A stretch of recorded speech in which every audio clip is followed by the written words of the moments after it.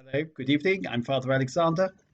Here we are in St. Peter's in Hove, taking our 59th step through the Bible, and we're deeper and deeper into the book of Joshua. Now, have a look, please, at chapter 9 of the book of Joshua, which is a discrete episode on its own, entitled in my Jerusalem Bible, The Treaty Between Israel and the Gibeonites. If you just, you can put me on pause and just read it to yourself. Okay, what's going on here? Well, the Gibeonites, hearing all these things on this side of the Jordan, the kings are all terrified after what's happened to Jericho and Ai, and the Gibeonites decide that they must make peace with the Israelites. But of course, the Israelites have been told that they are not to enter into treaties with any of the residents of Canaan. They're to wipe them all out. Now, the Gibeonites know this, so they pose as people who've turned up from far away. They turn up with ragged clothes and worn-out shoes and crumbly bread, saying that they've journeyed many, many miles to come and meet up with Joshua, and therefore Joshua is taken in, but he doesn't seem to realize who they are, and he makes a treaty with the Gibeonites. Then they discover that the Gibeonites are in fact residents of Canaan, and they just live round the corner, and they are furious. They want to get rid of the Gibeonites and kill them all, but no, they can't, because they've made an alliance with the Gibeonites, so they can't kill them. And the alliance is sacred, because you should not take the name of the Lord your God in vain, and so on. Promises are to be kept according to the Ten Commandments.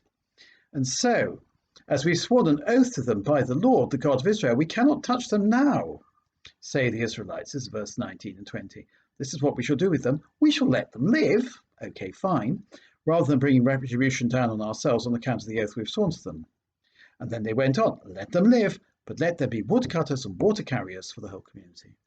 In other words, the Gibeonites, even though they are people who've made an alliance with the Israelites, are not to be treated as equals. Rather, they're to be treated as woodcutters and water carriers, drawers of water, the hewers of wood. Which I think is the origin of that famous phrase in the English language. It's in this story. In other words, the Gibeonites are not to be given citizenship of Israel. They are to be made into second-class citizens. They are, in fact, to be reduced to not slavery, but helotry. Helotry is the state where you are the ones who do all the work and you don't have any political rights, as in Sparta. There'd be sort of like resident Gastarbeiter, if you like, as our German cousins would put it, guest workers, but aliens, but they will be allowed to live. And then it says, right at the end, but that very day Joshua made them woodcutters and water carriers for the community and for the altar of Yahweh at the place which he would eventually choose. And so they are today.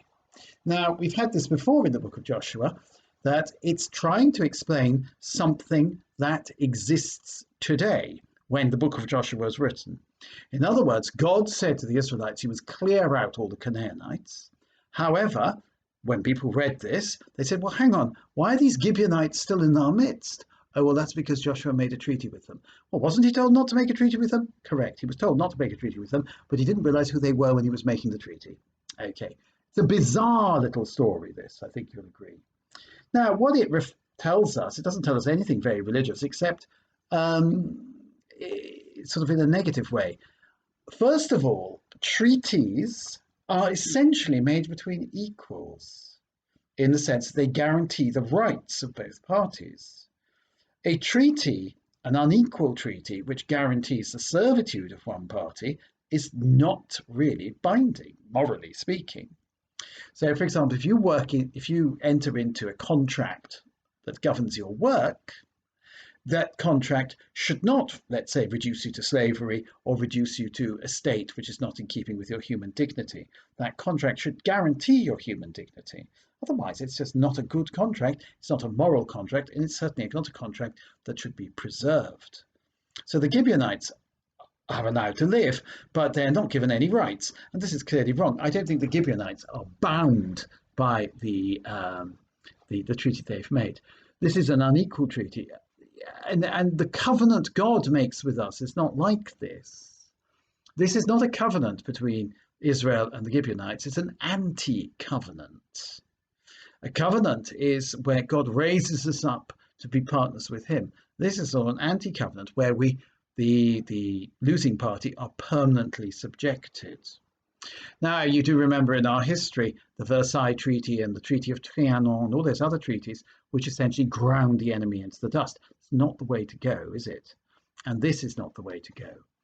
Okay, so again, this supports the idea of the Israelites not conquering the land and destroying the inhabitants of the land completely, but infiltrating the land and coming to agreements with the people in the land.